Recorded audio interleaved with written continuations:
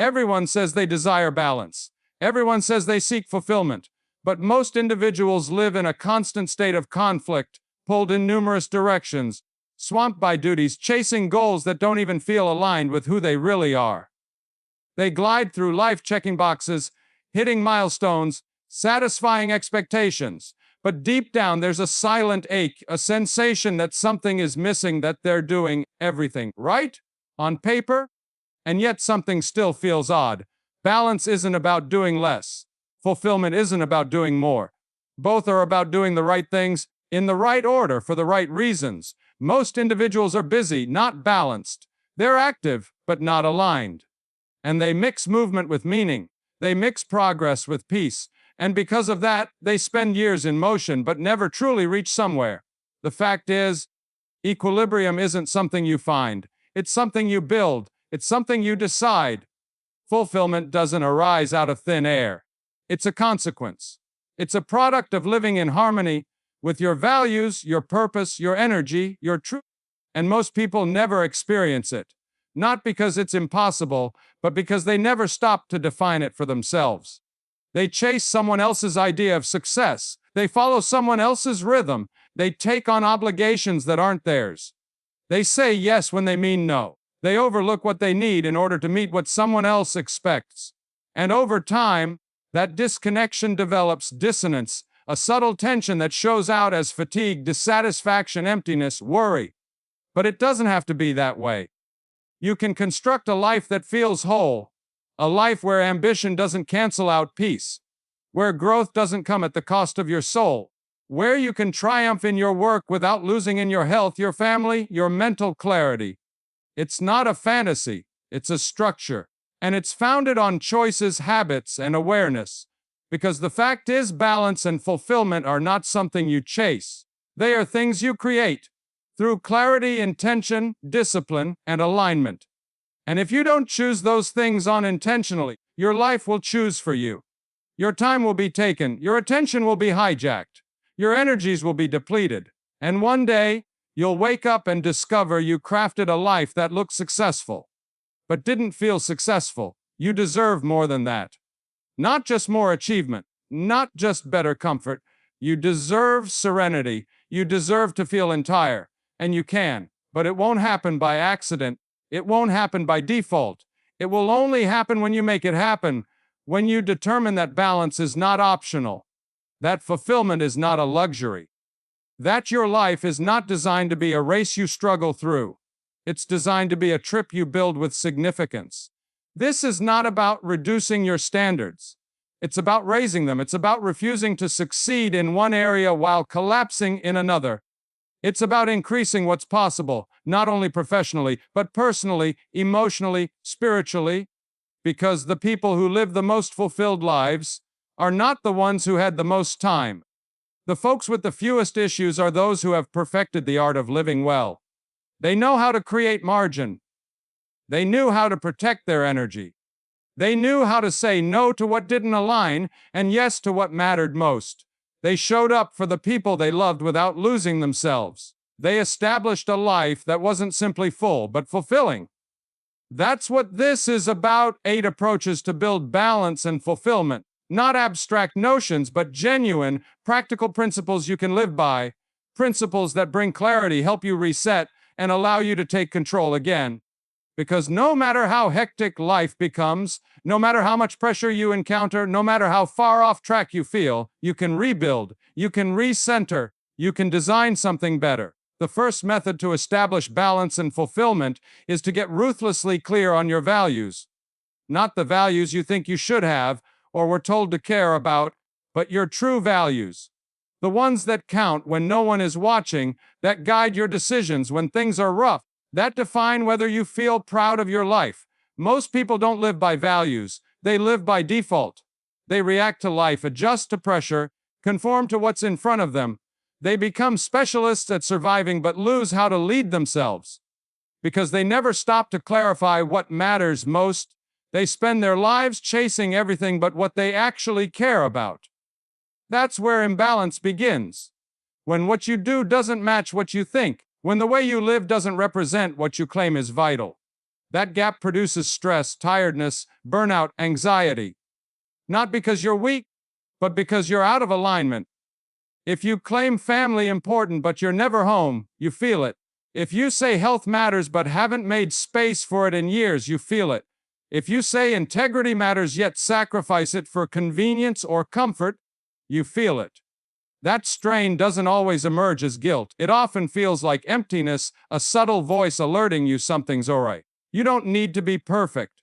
You don't need to get everything right, but you do need to be honest. What do you genuinely value? What genuinely matters? What are you building toward? Who are you striving to become? And do your choices reflect that? This isn't a motivational exercise, it's a lifestyle audit. If you want equilibrium, you have to construct it on something substantial. Values are your foundation. They're the compass that lets you say yes to what counts and no to what doesn't. They're the prism through which you make every crucial decision. The truth is, life will always pull at you, work will expect more, people will have expectations, opportunities will tempt you. But if you don't know your principles clearly and unapologetically, you'll be at the mercy of everything around you. And here's the danger. When you don't live by your own values, you'll start living by someone else's. You'll inherit their priorities, absorb their tempo, adopt their concept of success. And soon long you'll find yourself living someone else's life. You can be successful and still be sad. You can be winning and feel empty, because contentment doesn't come from what you gain. It comes from who you are when no one is watching. And if you're not proud of that person, no achievement will ever fill the emptiness. So define your values, not just in words, but in acts. What does it look like when you live them out? What do you sacrifice to honor them? What boundaries do they create? What promises do they demand? Values aren't about comfort, they're about clarity. They're the filter through which you run everything. If tranquility important to you, stop chasing chaos. If family matters, stop thinking 100-hour work weeks are a badge of honor. If health matters, stop putting it last. If honesty important, cease letting tiny lies slip only to make people happy. Because every time you sacrifice a value, you shatter your feeling of wholeness. Wholeness isn't about perfection, it's about integrity. When your inner life and outside life coincide, when what you do matches what you say, when your actions walk hand in hand with your values. You won't always get it right, but the goal isn't perfection, it's alignment. You'll feel better falling short while honoring your ideals than succeeding by abandoning them. You'll be more alive when you're broke but aligned than rich and separated from what counts.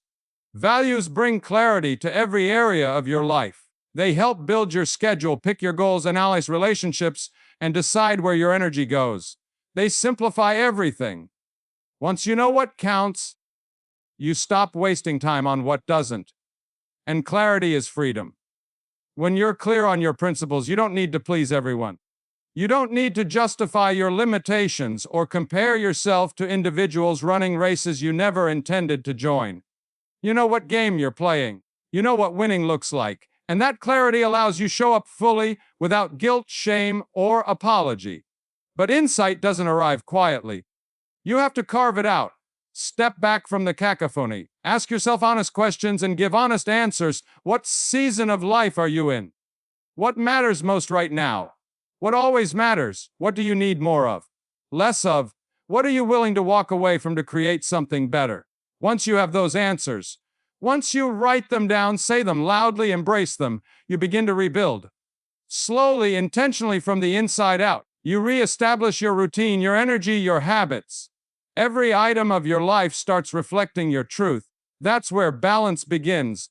Not in a perfectly organized calendar or equal time for everything, but knowing the time you spend goes to what matters most. Your days aren't random. Your choices aren't reactive. Your life isn't a haze of unquestioned responsibilities. Fulfillment comes from living in alignment. Balance comes from clarity, and clarity begins with values. Define them. Anchor yourself to them. Build your life around them. Because the moment you stop living by chance and start living by design, you reclaim power. And when you have control, everything changes. Creating balance and fulfillment in life involves more than simply recognizing what matters. It requires protecting your energy like your life depended on it. Because in many ways, it does. Your energy is your power. It fuels your decisions, discipline, relationships, creativity, and clarity. Yet, most individuals give it away without a second thought. They wake up and start reacting. Their day begins with noise, obligations, other people's issues, television, emails, and situations they didn't create but feel responsible to manage. Before they even take a breath for themselves, their vitality has already been hijacked. They spend their time doing things they don't believe in, for people they don't respect, on schedules they didn't design, and wonder why they feel empty. They wonder why they're fatigued at day's end, even when they haven't produced anything substantial.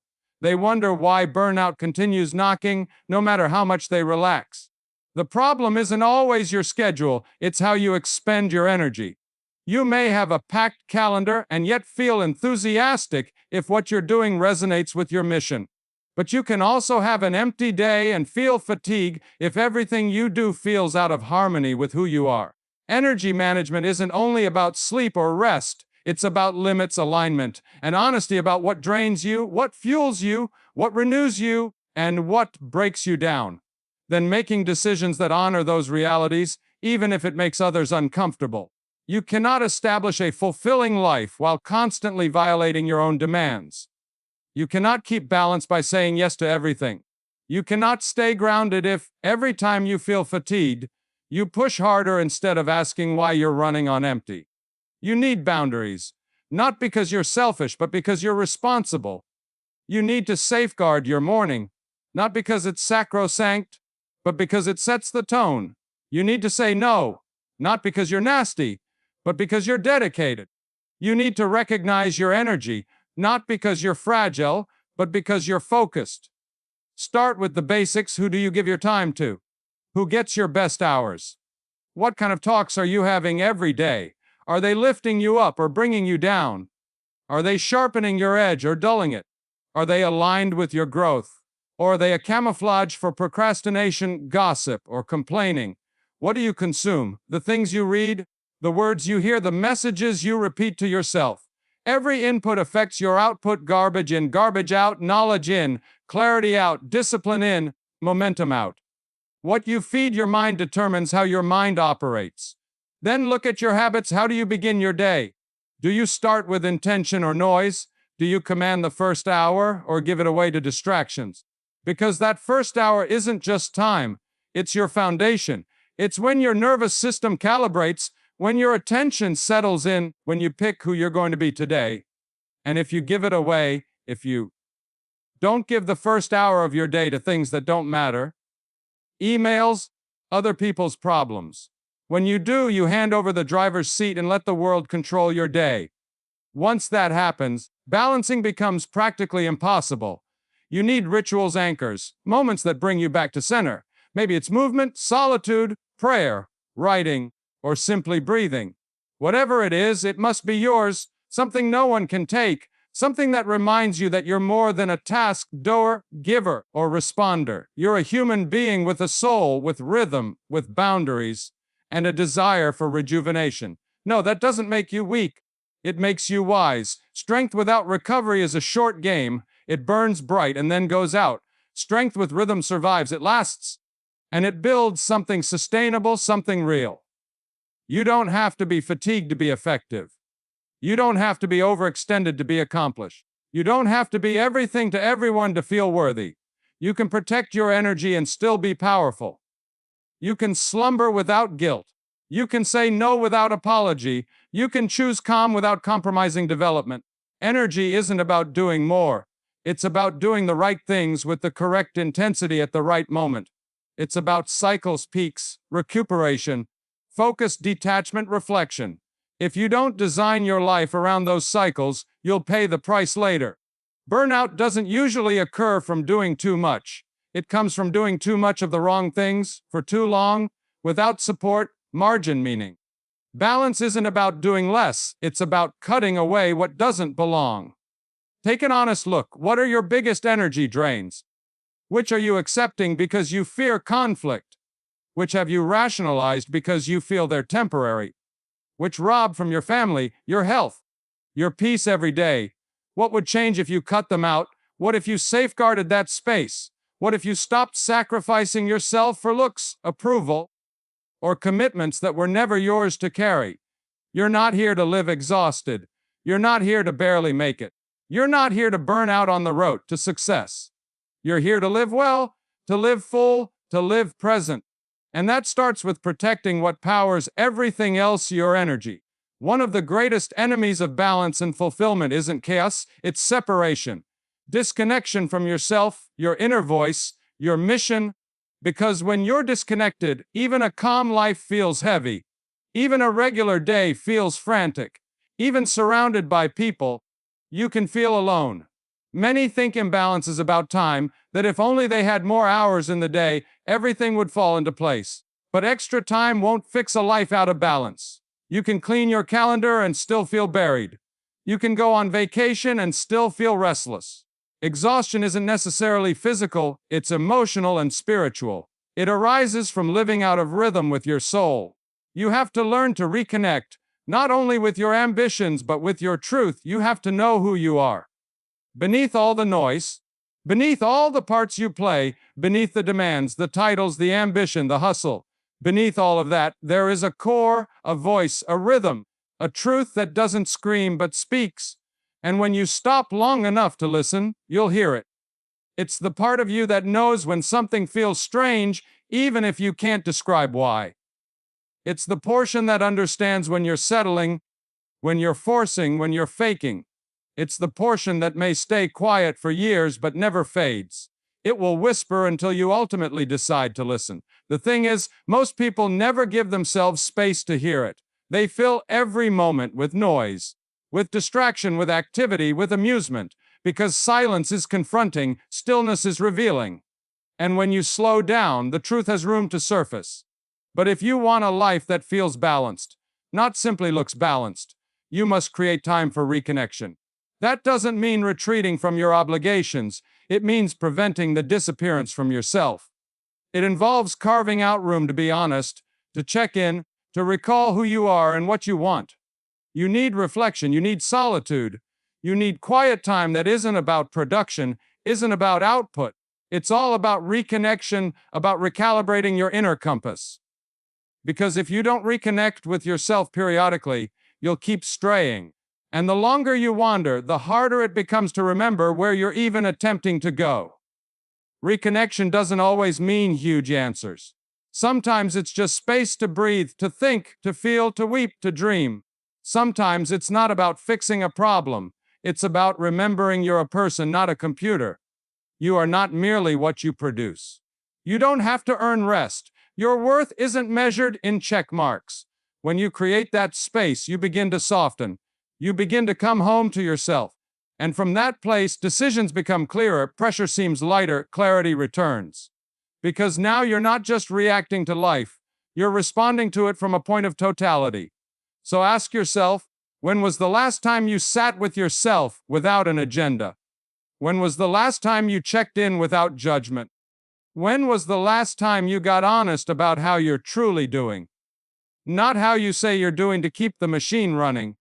This kind of relationship takes courage. Because when you sit with your truth, you'll see things you've avoided, feel emotions you've pushed down, remember goals you stopped pursuing. And all of it can feel like a lot. But it's not weakness. It's the start of alignment, the beginning of clarity. And clarity gives you power. It shows you where you've been performing, where you've been numbing, where you've been pretending you're fine when you're not, where you've said yes out of fear, where you've been overcompensating to avoid vulnerability. And when you notice those things, not with guilt but with compassion, you can begin to shift. And you must shift. Because if you don't reconnect with your truth, your life will always seem divided. You'll achieve but not feel it. You'll succeed but not relax. You'll perform but not belong, because your outward environment won't match your inner world. And that dissonance will take your peace, no matter how wonderful things seem. So create space to listen again, not just once, not only when you approach burnout, but continuously. Build rhythms into your life that push you to slow down, urge you to breathe, and remind you to ask the questions that truly matter, not what should I be doing, but who am I becoming? Not how much more can I take on, but what needs to be released. Not what will people think, but what do I believe? When you live from that place, your schedule might still be packed, but your soul won't be frenetic. You'll still work hard, but it won't feel like you're fleeing from something. You'll still chase goals, but you'll stop needing them to prove something, since now you're not disconnected, you're grounded. And grounded individuals are balanced people.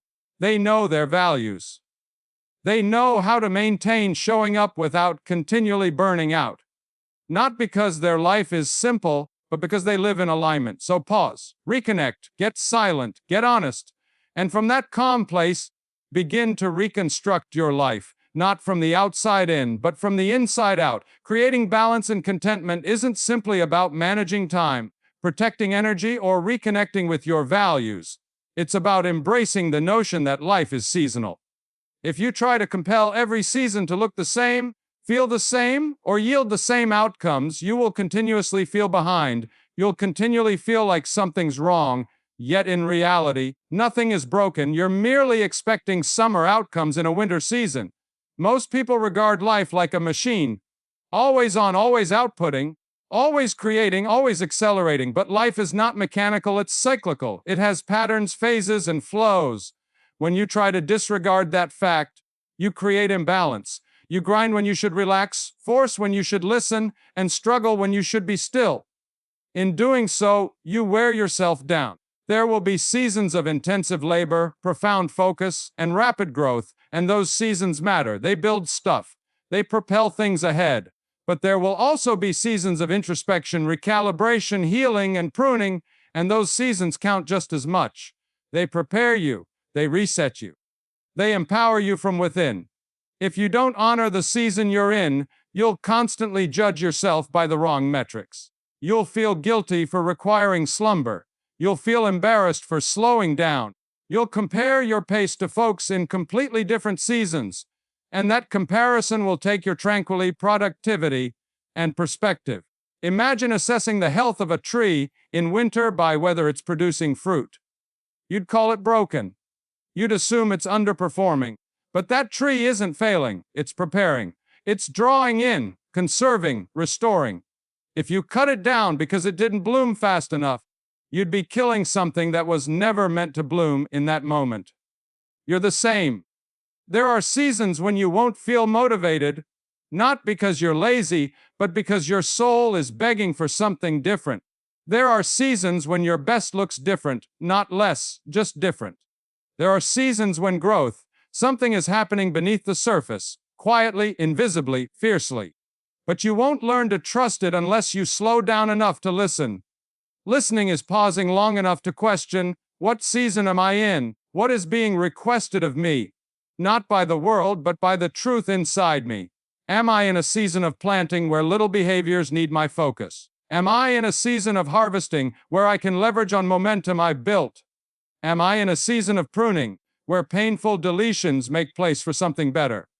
Or am I in a season of rest where my only task is to recuperate and prepare for what's next? None of these seasons are permanent, yet all are vital. Skip one and you'll feel it later. Rush one and you'll pay the price. Shame yourself for being in a slow season, and you'll strangle your ability to bloom in the next. This doesn't mean making excuses or ceasing your efforts. It means showing up with wisdom. It means allowing yourself freedom to be human, to be cyclical, to move, adapt, and operate in rhythm, not under pressure. Rhythm increases resilience. When you honor your natural cycles, your nervous system breathes again, creativity returns, health restores, and joy finds its way back. You stop living in continual urgency and start living with profound, grounded intention. Balance demands rhythm. Fulfillment requires flow. Neither comes when you press full speed in a season designated for winding down. The question isn't how fast can I go? The question is, what does this season ask of me? You won't always know the answer, but if you stop and listen, the season will teach you. It will teach you what to focus on, what to release, what to nourish, and what to rebuild. The wisdom is already inside. You only have to pause long enough to hear it. You're not supposed to harvest or hustle forever. Slowing down isn't failure. Resting isn't laziness. Losing clarity isn't brokenness. Sometimes you're just in winter, between who you were and who you're becoming. If you acknowledge that space, don't rush it, numb it, or distract yourself. You'll come through stronger, clearer, and more aligned. The version of you formed in peaceful seasons is frequently the most powerful. So pause, breathe, listen. Stop attempting to live every month like January. Stop blaming yourself for not flowering during pruning. Stop treating rest like weakness. Start recognizing the intelligence of your own rhythm. That's how you achieve enduring balance, not by forcing one pace all year, but by living in cycles, working with yourself, not against yourself, acknowledging the inherent wisdom in your life, body, and spirit. If you seek true balance and deep fulfillment, quit chasing control. Most people think control equals safety, that if they plan every detail, map every consequence, and anticipate every difficulty, they'll finally feel peace. But that's not peace. That's anxiety disguised as strategy, fear veiled as planning. Control feels safe, but only until life doesn't comply, only until things shift, only when your neatly organized plan collides with an unpredictable universe. And when that happens, when your illusion of control falls apart, you feel lost, impotent, overwhelmed. Not because the scenario was impossible, but because your identity was attached to certainty. Real tranquility doesn't come from assurance.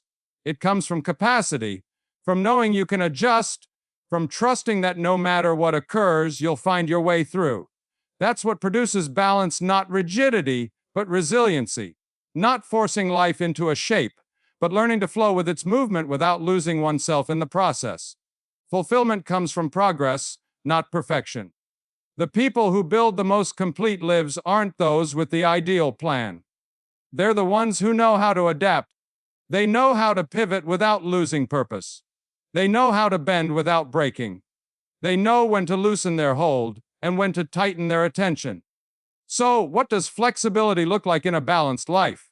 It appears like making intentions but holding them lightly, setting aims but leaving space for divine redirection, creating structure but not worshiping it, moving with aim yet providing possibility for surprise, growth, and learning. It means shifting gears without shame, recalibrating your pace without remorse, and declaring, "This was working, but it's not anymore." That doesn't make you inconsistent, it makes you wise. If you stay hitched to a plan that no longer serves your season, you're not being committed, you're being stuck. Flexibility isn't giving up, it's staying in the game long enough to win. It's altering the course without compromising the destination. It's knowing the difference between tenacity and pride. One keeps you grounded. The other keeps you blind. The world will alter. People will change. Circumstances will shift. Your energy will fluctuate. Your roles will evolve. If you refuse to adapt with them, if you try to live today with yesterday's framework, you will suffer. You will burn out.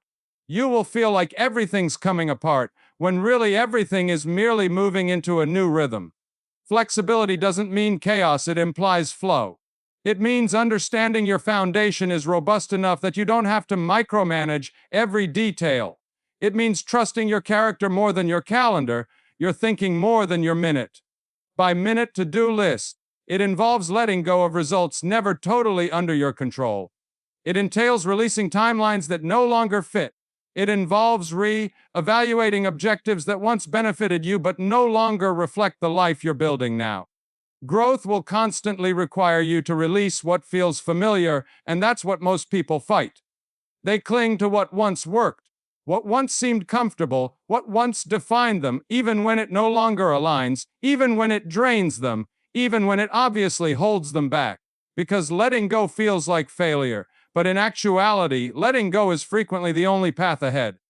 The trick is knowing how to stay anchored while you adapt, how to stay rooted in your principles while enabling your strategy to evolve. If your identity is established on who you are, not what you do, you may shift direction without losing your center. You can evolve without unraveling.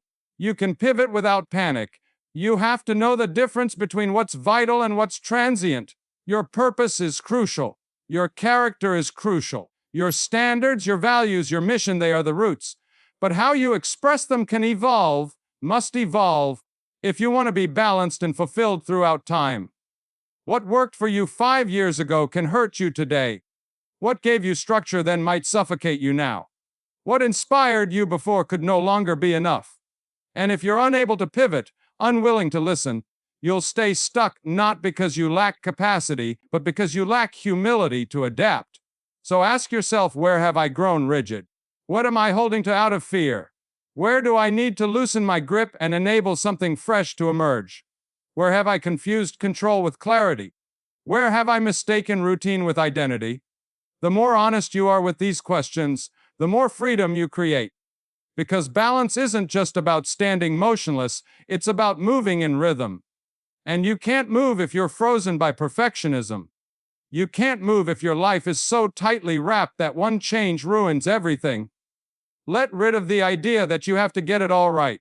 Life isn't a rigid stairway, it's a spiral. You keep returning to the same lessons, just at greater levels. You keep refining, adjusting, maturing.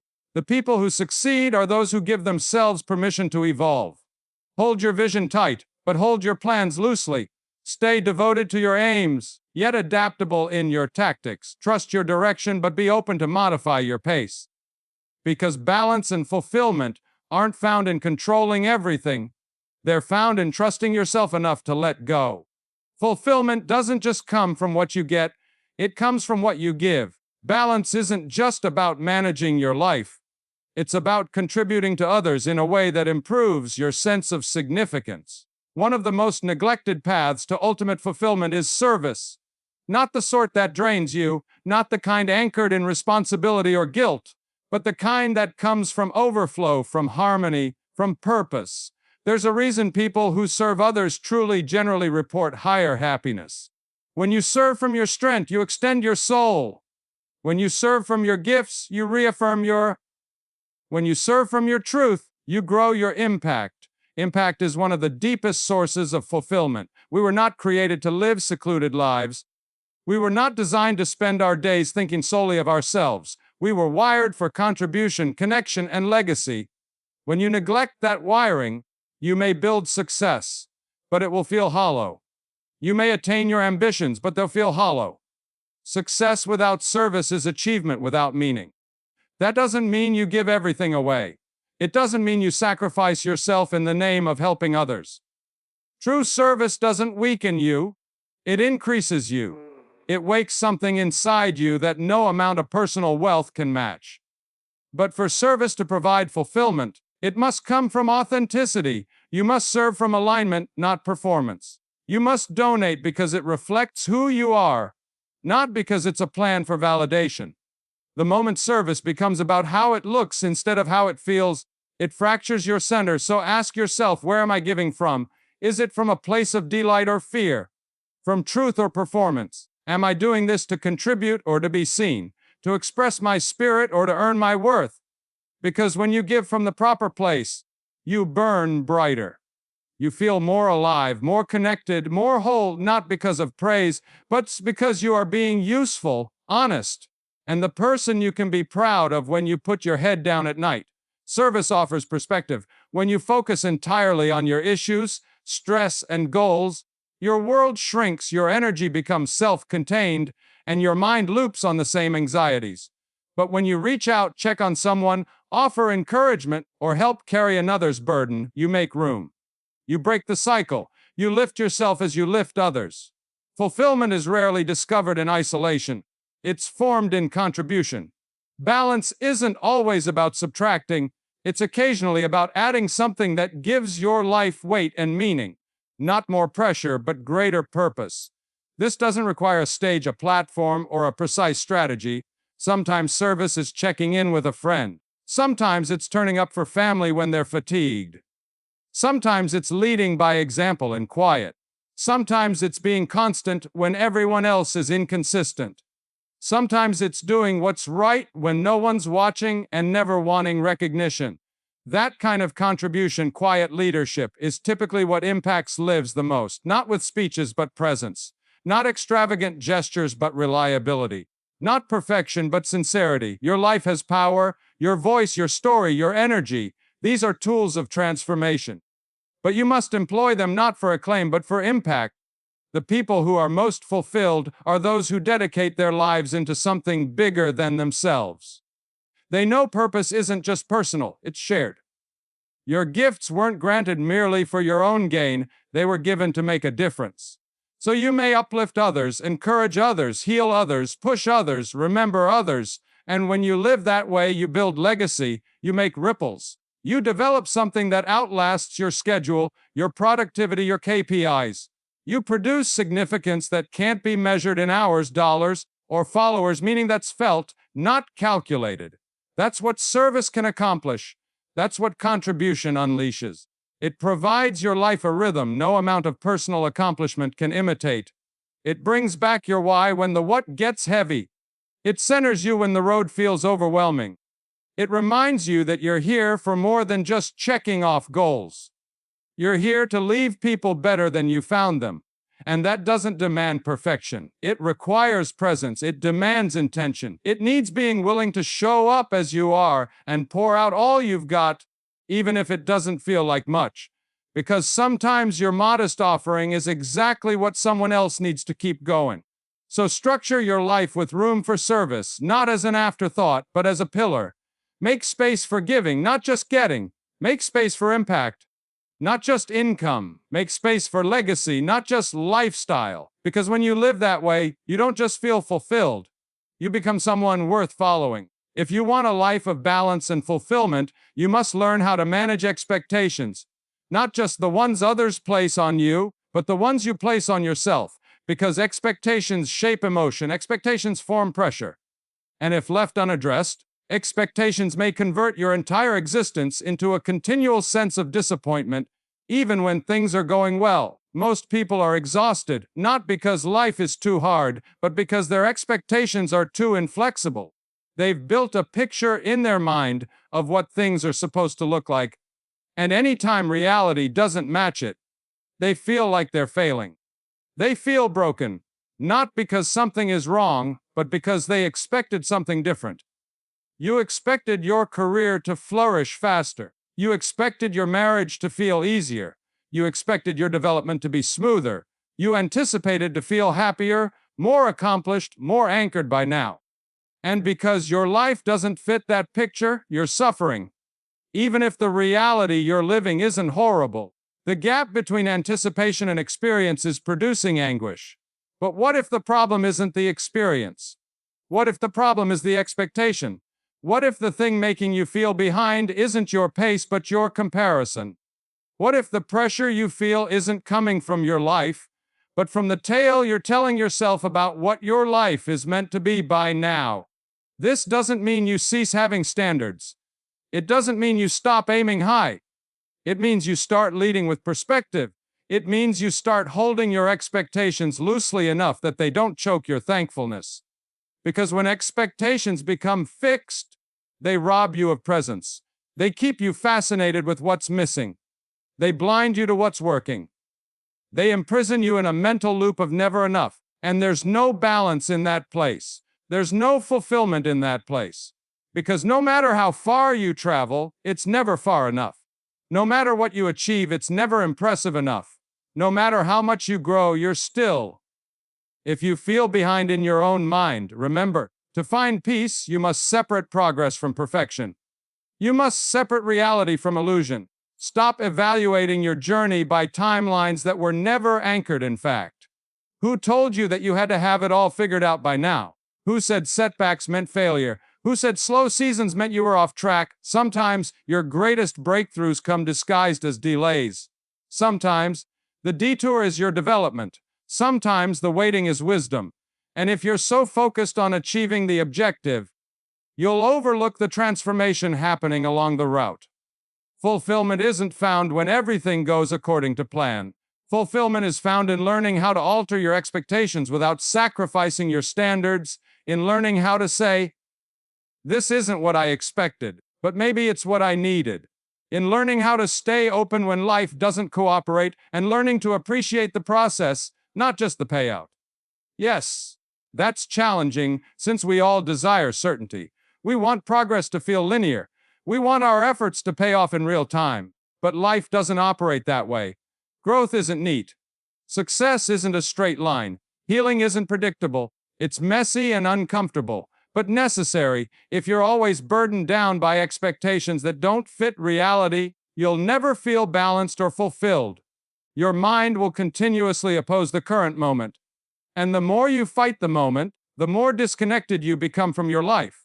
So what do? You start questioning your expectations. You inquire, where did this come from? Is this anchored in truth or comparison? Does it reflect my ideals or someone else's timeline? Am I clinging on because it inspires me or because I'm terrified to let go? Then you give yourself grace. You measure your life not by perfection, but by alignment. Not by speed, but by depth. Not by exterior achievements, but by inward serenity. You realize it's okay for your journey to look different.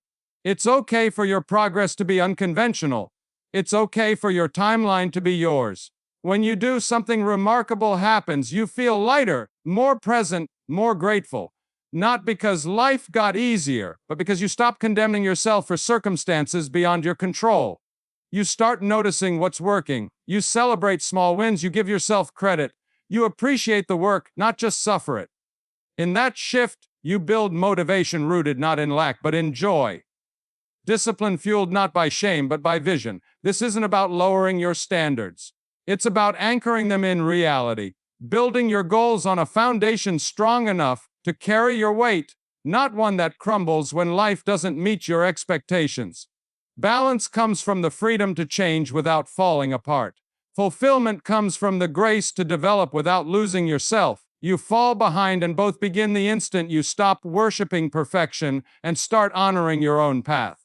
If you want to create lasting balance and true fulfillment in life, you must master the art of being present, not just physically, but mentally, emotionally, and spiritually. Because no matter how aligned your beliefs, or no matter how carefully you manage your energy, no matter how serious your goals or generous your service, if you aren't present in your life, you will miss it. Presence isn't simply a mindset, it's a discipline, a habit, a muscle that must be cultivated, strengthened, and safeguarded.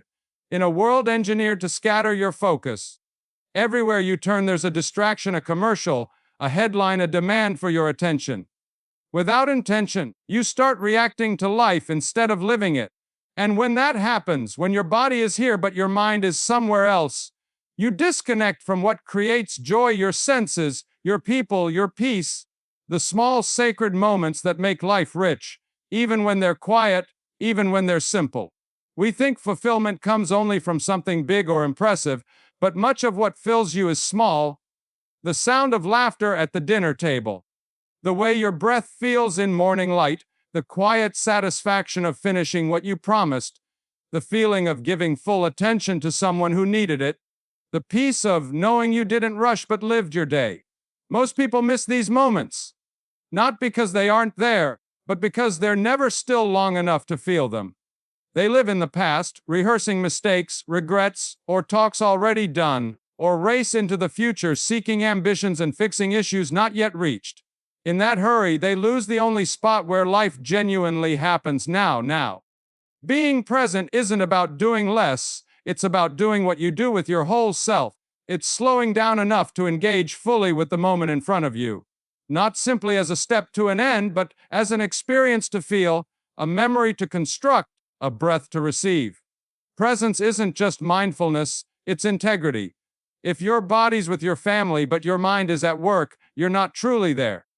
If you work toward goals but are distracted by uncertainty, anxiety, or the yearning to go somewhere, you're not really present. You cannot construct a fulfilling life on half-hearted presence. We must retrain ourselves to return to this breath, this room, because this moment is the only one that's real. The past is memory, the future is a guess. The only thing you can genuinely control, the only place real power resides is right here. Presence offers clarity. When you're here, you see more clearly, listen more deeply, feel grounded, make better decisions, and stop missing the life you're living. You stop running on autopilot, stop numbing, checking out, drifting. And you start engaging, choosing, experiencing life as it happens, not just documenting or surviving. So how do you build presence? You start by slowing down. You generate pockets of stillness throughout your day. You take time to breathe without rushing. You remove noise from your life, not just digital noise, but emotional noise too. You practice single tasking, training your brain to focus on one thing at a time, even if it feels uncomfortable at first. You observe your thoughts without judgment. You ask yourself, where is my mind right now? Then you gently bring it back again and again, not because you're doing it badly, but because that return, that reset, is the exercise. That's the growth. That's where you begin to reclaim your awareness. You practice gratitude, not just in lists, but in your attention. You notice the taste of your meal, the way your feet feel on the floor, the sound of someone's voice. You appreciate the calm gaps between moments that formerly felt empty, but are actually full of life when you slow down long enough to hear them. Presence involves letting go. Letting go of the drive to haste, the compulsion to control, and the assumption that you have to do everything, be everywhere, fix everyone. It means trusting that who you are and where you are is enough for this moment, and that showing up fully is more powerful than showing up correctly. Balance is established in the pauses. Fulfillment is found in the spaces between. And if you never stop moving, you'll never feel them. You'll spend your whole life in a rush and wonder why you always feel behind. You'll hurry toward milestones and miss the miracle of the moment. Presence offers peace, not because it cures everything, but because it reminds you that everything is occurring now, and that now is where you have power to choose, power to change, power to connect, power to feel. When you start living from that place, not once in a while, but daily, you begin to develop a different sort of existence. A life that isn't just full, but fulfilled. A life that isn't merely scheduled, but sacrosanct. A life that's not waiting to be enjoyed someday, but is being appreciated today, in this breath, in this step, in this peaceful, ordinary, lovely moment. You don't find equilibrium, you construct it. You don't fall into fulfillment, you manufacture it, day by day, choice by choice, habit by habit. And no one can do it for you. No one can design your life but you. No one else knows what your soul requires. No one else can define your peace. That's your job. That's your responsibility. That's your power. This universe will keep pulling at you. It will keep asking for more. It will tell you that rest is laziness, that slowing down is weakness, that your worth is evaluated by productivity, that the only way to succeed is to burn yourself out for ambitions that aren't even yours. But you know better now. You know what genuinely matters. You realize that real success is constructing a life that doesn't require you to run from it. Balance doesn't mean everything is equal. It doesn't mean every day feels serene. It says you're aware, you're honest, you're grounded. You're choosing choices that represent your reality, not your fear. It means you're no longer living on autopilot, no longer giving your life away to duties you never chose, no longer sacrificing your quiet for the sake of other people's comfort. And fulfillment doesn't imply your life is perfect. It means your life is aligned. It means your values reflect your reality, your conduct and your ambitions mirror your heart. Your days have meaning, not every moment, but enough moments, enough clarity, enough presence, enough joy so that you know you're not just surviving, you're genuinely living. So what does that look like moving forward? It looks like clarity. Clarity around your values so you can filter every option through what matters most. It looks like protecting your energy, not once in a while, but every day, because your energy supports your focus, your love, your creativity. Without it, nothing lasts. It looks like establishing space to reconnect, not only when you hit burnout, but proactively. Regularly building rhythms that bring you back to yourself, help you hear your own voice again, and remind you that you're not a machine.